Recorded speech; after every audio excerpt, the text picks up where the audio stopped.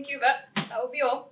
Well, where's our host? He ain't here. Nobody's here. What is happening? Please, Mrs. Peacock, have a drink. My lips belong to the Lord. Well, mine don't. Mind if I smoke? For Wadsworth, open after dinner. It's for you.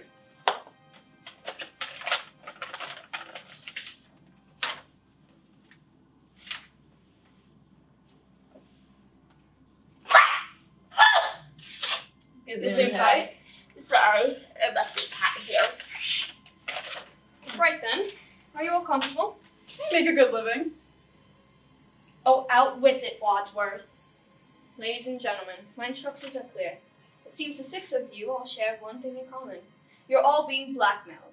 For some considerable time, you've all been paying what you can afford, and in some cases, more than you can afford, to someone who threatens to expose you. Oh, please, that is the most ridiculous thing I've ever heard in my entire life. I mean, nobody can blackmail me. I go to church every Sunday. Yeah, lady. Don't we all? Anybody else wish to deny it? Right then. Until tonight, none of you knew who was blackmailing you. I hope I'm correct that the more deductive among you have reasoned within the last several moments that it, of course, was Miss Abadi, and that the least disconcerting members of our cadre are experiencing our particular revelation right about It was Mr. Body! now. What was was it? My task this evening is to expose all your secrets to each other, rendering you all culpable in each other's indiscretions. Don't you think you might spare us the humiliation? I'm sorry, but I have my orders. We'll start with you, Professor Plum. Lucky you. Luck's got nothing to do with it. You're once a professor of psychiatry, specializing in helping lunatics suffering from delusions of grandeur. Yes, but now I work for the U.S. government. So your work has not changed. But you cannot practice medicine anymore, can you? Your license has been lifted, correct? Why? What did he do? You know what male doctors aren't supposed to do with their lady patients? Yeah. Well, he did. I mean, listen, she couldn't help falling in love with me. It's not my fault I was born this attractive. How disgusting! Are you making moral judgments, Mrs. Peacock? How then do you justify taking bribes in return for delivering Senator Peacock's votes? My husband is a paid consul. There is nothing sinful about that. Not if it's publicly declared, perhaps. But isn't it a sin if certain lobbyists are sneaking payments to a sneaky senator's wives in the men's room at the old Epic Grill? How would you describe that transaction? I'd say it stinks. When were you in that men's bathroom? So it's true. No, it's a sinful lie. But you've been paying the blackmail for over a year now to keep that story out of the papers. Well, I'm willing to believe you. I too am being blackmailed for something I didn't do. Me too. And me. Not me. You're not being blackmailed. Oh, I'm being blackmailed, alright. But I did what I'm being blackmailed for. What do you do? I run a specialized service to supervise gentlemen with the company of a young lady. An escort system in Washington? How pathetic. A man who needs to pay to have a woman on his side? That's a problem I'll never have. Wait, is that how you knew that the colonel worked at the Pentagon? Is he one of your clients? Certainly not. I was asking Miss Scarlet. Well, you tell him it's not true. It's not true. Is that true?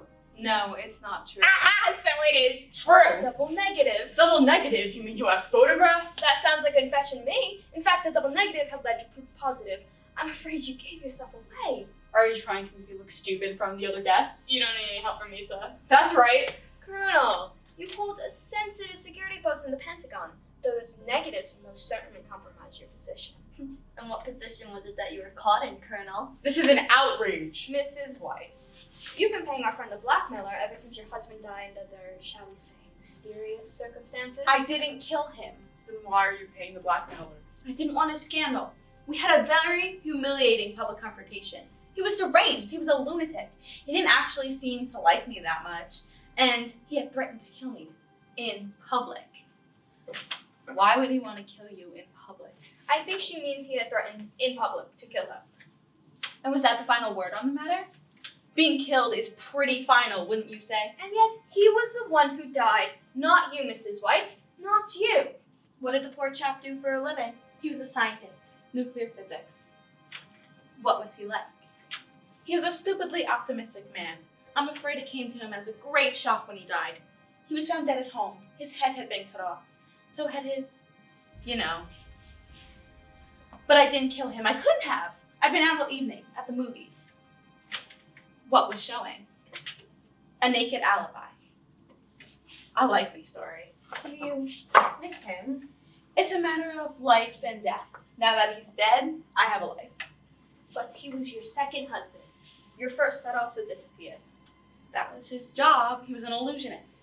But he never reappeared. He wasn't a very good illusionist. But my third husband, I miss him the most. He was an electrician. Well, until he was electrocuted. And lastly, Mr. Green, who is a homosexual. Not me. Beg your pardon? You asked who is a homosexual and I said not me. And I'm saying you're an idiot. Wadsworth here is right. I am a homosexual. I have no personal shame or guilt about this, but it must remain a secret or else I lose the chance of working on the security grounds, which is ridiculous because homosexuality is not a choice, but a genetic preposition. Gesundheit. Thank you. Well, Wadsworth, you spilled our beans. Now what? Who is this body fella?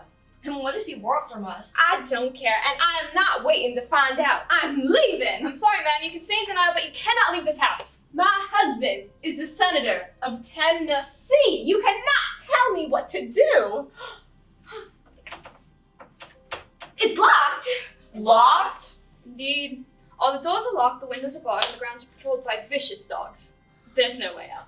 Why would you you lock lock us us out out? here? You can't keep us out. Ladies and gentlemen, allow me to introduce Mr. Body, your host for the evening and blackmailer for life. How do you do? Very What is wrong with you? How dare you not supposed to be good-looking swine? Ooh, Mrs. White in the study with her knee? Pardon me, but there's one more piece of information you may all like to have. What? The police are coming. The police? Why are the police coming? In less than an hour, the police will arrive. The bridge washed out from the rain. They're expecting to find one mastermind of the criminals he's detained. That's us. He's made it very clear that there's evidence here and that they have much to gain. Oh no. Unless what? You agree to double down. Double what? You get to pay me twice what you've been paying, and I'll tell the police it was a phony call and send them on their way. You refuse, and I put this briefcase containing all the evidence needed to expose you of your undoings in the hands of the police and the press. I believe some of you would face a lifetime of jail and others a lifetime of shame. Well, somebody gotta get that briefcase. Yeah, what's in it? Unless what? Have a seat, please. What's this about, sir?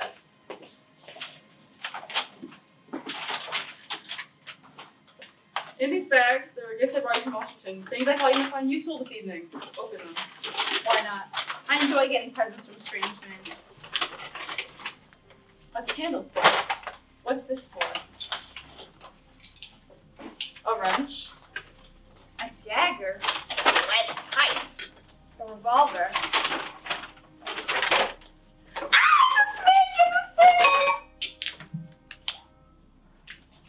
Oh no, it's a rope.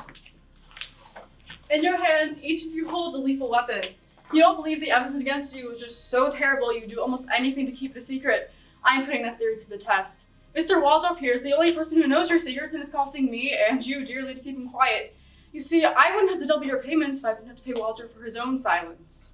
Mr. Wadsworth? That's a lie. He may look suave and charming, Thank you. but really he's conniving and manipulative. False. Why do you think he's called the police? You called the police? Only because he instructed me to do so.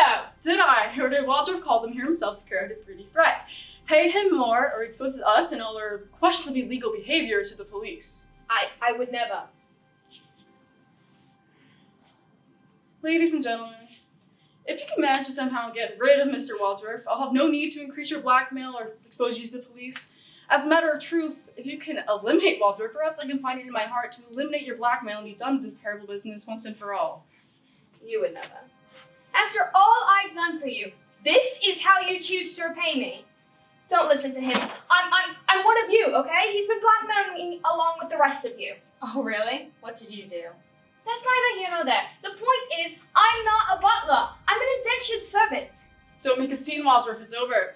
The police are on their way, ladies and gentlemen. Now is your final chance. Kill Waldorf and end your blackmail forever.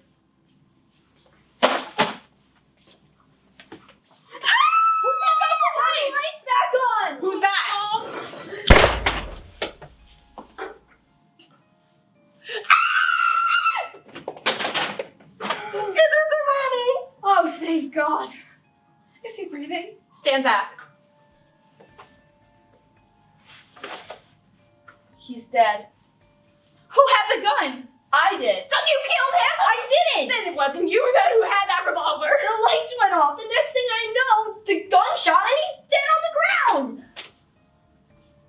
There's no gunshot wound. He's right, there isn't. But look, there's a bullet lodged here. Then the killer has to be one of us. God, I need a drink. How could he have died? Maybe he was poisoned by the brandy. Mrs. Peacock, please calm down. Oh my goodness, Mrs. Peacock,